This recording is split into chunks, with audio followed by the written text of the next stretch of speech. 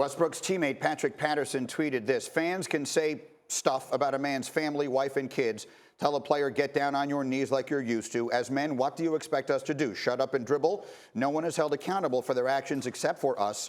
Fans are protected in every way possible, but not us. The fan in question was interviewed after the game and offered this account of the events.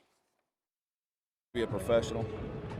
I mean, she was sitting down the entire time. Me and him were just, we were kind of having fun, to be honest. At least you thought you were having fun? Yeah, he was smiling at one point, and there was a lot of people, because it was when, Joe had come by and poked Paul George in the eye, and then Joe goes over and apologizes immediately. Russ is just F-bombing and carrying on, acting a fool down here, and everybody's getting on him. And he had, I guess, heat. I thought it was ice. I just told him, I'm like, just sit down and ice your knees, bro. And he turned to me and he's like, that's heat. And I'm like, well, you're gonna need it. And then it turned into not safe for work.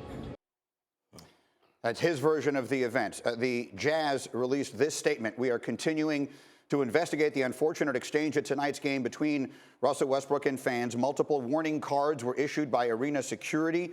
Players and fans have a shared responsibility to create a safe and respectful environment. If it is determined that any fans violated the NBA Code of Conduct, appropriate action will be taken. So that's what happened. Let's talk about what it means. Again, Jalen and Mike Woodson are here. Jalen, we see it. We have seen incidents of this sort.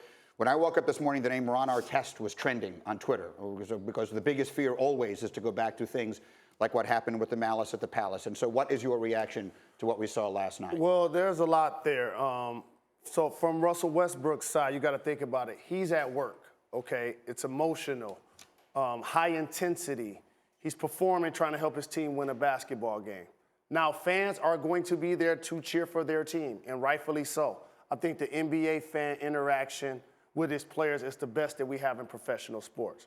But there are always going to be those people in the arena that take it too far, that feel like they are a part of the action and that they can say things to Russell Westbrook while he's in a shorts and a tank top that they wouldn't necessarily say to him when he's walking down the street like a normal civilian. And so how you remedy this is in the arena, security has to be more diligent. I don't think there should be sweeping changes to how we do things in the NBA. But you heard that there were some red cards issued as warnings.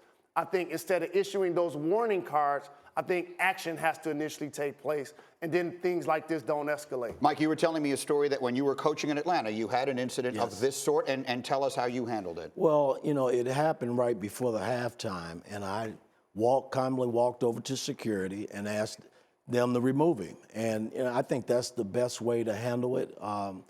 You just can't cross the line with the fans. Fans pay their money, they come out, they want to see a ball game, and I try to stay away from it, and I think Westbrook should have done the same thing. I understand that. There is, however, a line that no one should be expected to just take. Again, regardless of, I'm not talking about the specifics of this circumstance as much as I am in general. And so the point that you made to us this morning in the meeting is, get security involved. Walk over to a security guard rather than yelling and screaming yourself. Walk over, find a security guard, and have someone taken out of the arena. Well, they all over the arena, so, they put there for a reason. So you got to utilize them. And that brings us, Jalen, to a different place, because now you're getting into an area where people are getting taken out of the arena, and now it's at the discretion of security. We just saw an incident of that sort over the weekend of an entirely different kind that sort of makes this look a little bit different. Absolutely, with James Dolan. As he was leaving the game, a fan yelled at him to sell the team. And as an owner, we didn't necessarily cover this like it's going to be covered with Russell Westbrook. But in theory, it's the exact same thing happening in reverse. So for fans, again, you get a chance to be creative. Like, I always appreciated smart fans. Like earlier in the year when we were talking about when the Lakers went to Indiana and somebody was on the line and said, LeBron's going to trade you. Like, those type of things are fun, but also they're not necessarily name calling and it's not personal. When it becomes personal, a reaction is always going to happen. I have seen, again, you guys lived it. Yes. I just covered it. But I have seen and heard things said to NBA players in arenas that is the blessing and the curse of having the fans essentially 2 feet away that I cannot believe. And I agree with you. I believe that there has to be a more proactive rather than reactive way of doing this from a security standpoint. You know what's going on down there. The fans sitting around people know what's going on down there. And before it gets to the level where Russell Westbrook is now captured on video yelling things that he has to explain, that situation can be handled ahead of time. And also, sometimes fans think they're a part of the game. Like when somebody's on the free throw line and the crowd is cheering and the guy makes or miss, the fans actually think that they had an influence on that. Right. And so a lot of times they think they're a part of the outcome.